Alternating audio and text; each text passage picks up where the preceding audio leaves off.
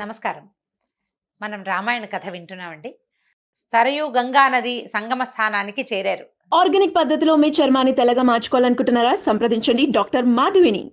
రామలక్ష్మణులు విశ్వామిత్ర మహర్షితో కలిసి అక్కడున్న ఋష్యాశ్రమంలో కొంత విశ్రాంతి తీసుకుని బయలుదేరారు. ఒక పడవ ఎక్కి బయలుదేరితే గంగానది మధ్యలోకి వెళ్ళేసరికి పడవ ఈ నీటి వేగం నది పెద్దదిగా అయిపోయినట్టుందిట.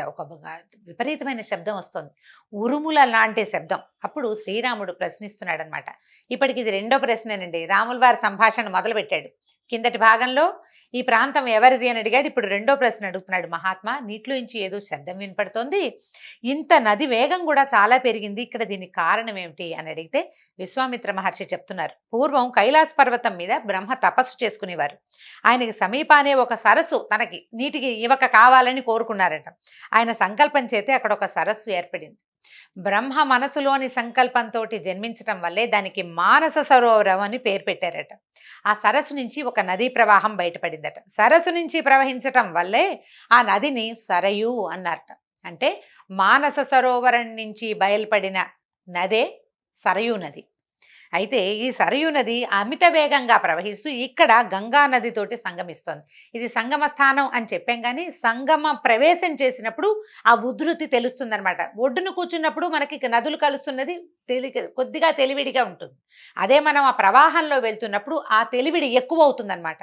అంచేత ఇక్కడ ప్రవాహం ఉధృతంగా ఉంది అని చెప్పబడింది. శబ్దం కూడా వస్తుంది అని చెప్పారు. అక్కడి నుంచి ఈ సరయు గంగా నదిల సంగమానికి నువ్వు నమస్కరించమని రాముణ్ణి చెప్పారనమాట. రామలక్ష్మణులు ఇద్దరు అమిత భక్తిగా ఆ రెండు నదులకి నమస్కారం చేశారు. తర్వాత గంగా నది దక్షిణ తీరానికి చేరుకుని వేగంగా ప్రయాణం చేయటం మొదలుపెట్టారు. అయితే పవిత్ర గంగా నది దాటాక ఒక భయంకరమైన అడవిలోకి ప్రవేశించారు వీళ్ళు. శ్రీరాముడు అడిగాడు, ఇదేమిటి ఈ నది ఒక్క మానవ మాత్రుడు కనపట్టలేదు. ముందు ఋష్యాశ్రమాలు కనిపించినాయి, ఇక్కడ ఏమీ లేదు, మానవ మాత్రుడు లేడు, భయంకరంగా ఉంది. వన్యమృగాలు కూడా వాటి దారిన పోట్ల వికృతంగా భయంకరంగా క్రూరంగా కనపడుతున్నాయి. సింహాలు, పులులు, ఏనుగులు, అడవి పందులు విచ్చలవిడిగా సంచరిస్తున్నాయి. అంటే మనుషులు తిరుగుతుంటే వన్యప్రాణి సంచారం కొంచెం నిదానంగా ఉంటుంది. ఏ మనిషి లేకపోతే వాటి ఇష్టారాజ్యం అన్నమాట. ఈ అడవంతా చండ్ర, ఇనుమద్ది, ఏరుమద్ది, మారేడు, కలిగొట్టు మొదలైనటువంటి వృక్ష సముదాయంతో కలిసి ఉంది. ఇంతంత పెద్ద పెద్ద చెట్లు ఉండేసరికి ఎండ కూడా కింద పడదు. అంటే దట్టమైన అడవి అనమాట. ఇంత దట్టంగా ఉంది ఈ ప్రాంతాన్ని ఏమంటారంటే ఇప్పుడు చెప్తున్నారు విశ్వామిత్రుడు. ఇది ఒక ప్రత్యేకమైన కథ అనమాట. ఇక్కడ మలదము, కరుషము అని రెండు దేశాలని నిర్మించారట దేవతలు. పూర్వం ఇంద్రుడు వృత్రాసురుణ్ణి సంహరించడం వల్ల అతనికి బ్రహ్మహత్యా పాతకం చుట్టుకుంది. అయితే దాన్ని పోగొట్టుకోవడానికి దానివల్ల ఏమైందంటే ఈ బ్రహ్మహత్యా పాతకంతో ఒక్కొక్కరికి ఒక్కొక్క లక్షణం వస్తుంది.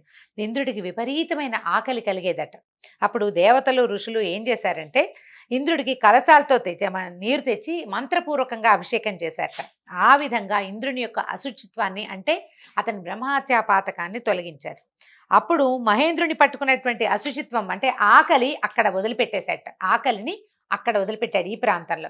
తనకి బ్రహ్మహత్యా పాతకం నుంచి విముక్తుణ్ణి చేసినటువంటి ఈ ప్రదేశం మీద ఇంద్రుడు ఎంతో ప్రసన్నం అయి ఈ దేశాలను, అంటే ఆ ప్రాంతాన్ని సర్వసమృద్ధాలైనటువంటి మలద కరుషముల పేరుతోటి ప్రసిద్ధి చెందగలవని వరం ప్రసాదించాడు. ఇంతకుముందు మలదము, కరుషము అని రెండు దేశాలుగా ఆ ప్రాంతం ఉండేది. తర్వాత ఈ దేవతలంతా చాలా దాన్ని వృద్ధి చేశారనమాట ఆ నగరాల్ని. తర్వాత ఏమైంది, కొంతకాలానికి ఒక యక్షిని, ఒక ఆమె ఈ దేశంలోకి ప్రవేశించింది. దాని పేరు తాటక అట. ఆ తాటకకి 1000 ఏనుగుల బలం కలిగి ఉంది. ఈమెకి సుందుడు అనే భర్త ఉండేవాడు. అతని వల్ల ఆమెకి మారీచుడు అనే ఒక కుమారుడు కలిగాడు. వాడు దేవేంద్రుడంత పరాక్రమశాలిట. మారీచుడు మహాపరాక్రమశాలి.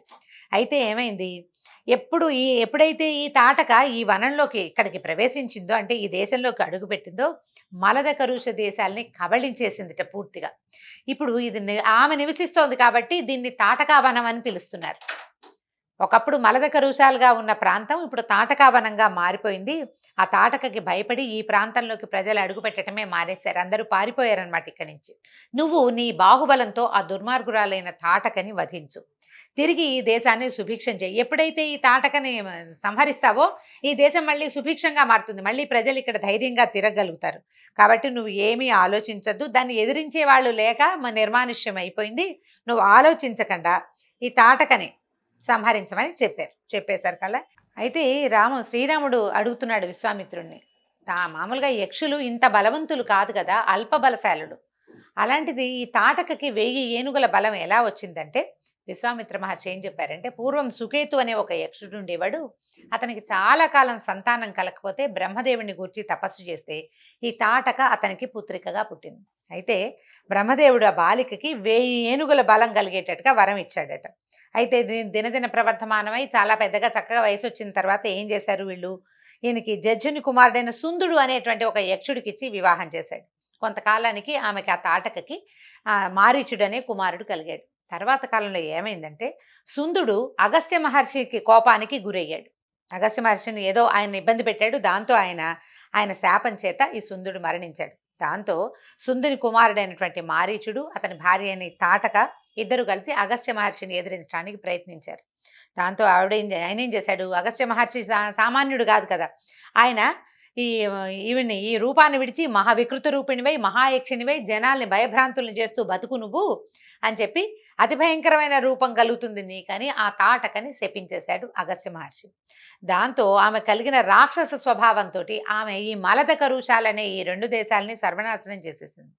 పైగా అగస్త్యుడి మీద కోపంతో గోబ్రాహ్మణుల వధే దాని జీవిత లక్ష్యంగా ఉందన్నమాట. వాళ్ళని ఇబ్బంది పెట్టడము చంపటమే దాని లక్ష్యం. కాబట్టి రామ, ఈ తాటకని వెంటనే వధించి గోబ్రాహ్మణులకు హితం చేకూర్చు అని చెప్పారు. ఇదేం చెప్తున్నారంటే, స్త్రీని వధించటం ఎలా అని రాముడు అడగలేదు. కానీ ఈయన చెప్తున్నారు, స్త్రీని వధించకూడదు అని ఆలోచించద్దు. రాజైన వాడు క్షత్రియ ధర్మం ఏంటంటే గోవులని బ్రాహ్మణులని రక్షించాలి. అది అతని ప్రథమ కర్తవ్యం. తర్వాత ప్రజలని రక్షించాలి. ఇప్పుడు ఇది స్త్రీ అయినా ఇంకొకటైనా ఇలాంటి కార్యక్రమాల వల్ల రాజుకి ఎటువంటి పాపము అంటదు, ఏ పాపము అంటదు. స్త్రీవధ వల్ల పాపం వస్తుందని భావించద్దు. ఈమెను వధిస్తేనే ఈ దేశాలు సుభిక్షంగా మారుతాయి. కాబట్టి వెంటనే ఈమెను వధించమని రాముణ్ణి ఈ తాటకా వధకి ప్రేరేపించాడు విశ్వామిత్ర మహర్షి. సరే, ఈయన ఏమన్నాడు, అలాగేనండి, మా నాన్నగారు వశిష్ఠ మహర్షి ఏం చెప్పారు, విశ్వామిత్ర మహర్షిని అనుసరించు, ఆయన చెప్పిన మాట వినున్నారు. కాబట్టి మీరు చెప్పారు కాబట్టి ఈ పని నేను చేస్తానన్నాడు. మీరు చెప్తున్నారు కాబట్టి తప్పక మీ ఆజ్ఞ శిరసావహిస్తాను అని చెప్పి గోబ్రాహ్మణ హితము దేశ శ్రేయస్సు కోరి నేను ఈ ఆజ్ఞను శిరసావహిస్తాను కాబట్టి నిస్సందేహంగా చేస్తానన్నాడు. ఏం చేశాడు, తన ధనస్సు భుజానికి వేళ్లాడుతున్న ధనస్సును తీసి ఆ ధనస్సు తాలూకు అల్లెతాటని గట్టిగా లాగి వదిలిపెట్టాడు. ధనుష్టంకారము అంటారు దాన్ని. ఆ శబ్దానికి దిక్కులు పిక్కటిల్లిపోయినాయట. పెద్ద శబ్దం వస్తుంది, ఎక్కువసేపు ప్రతిధ్వనిస్తుంది అనమాట. దిక్కులన్నీ దద్దరిల్లిపోయాయి, పశుపక్ష్యాదులన్నీ భీతి చెందాయి. తాటకకి వినపడింది ఆ శబ్దం. ముందు ఆశ్చర్యం కలిగించింది. ఈ ధనుష్టంకారాలు ఎప్పుడు చేస్తారంటే యుద్ధానికి పిలిచే ముందు చేస్తారు. శంఖనాదం చేయటం, ధనుష్టంకారం చేయటం యుద్ధానికి ఆహ్వానించటం అన్నమాట. ఎదురుగుండా రా, నువ్వెవడివో నీ సంగతి నేను చూస్తానని చెప్పటమే.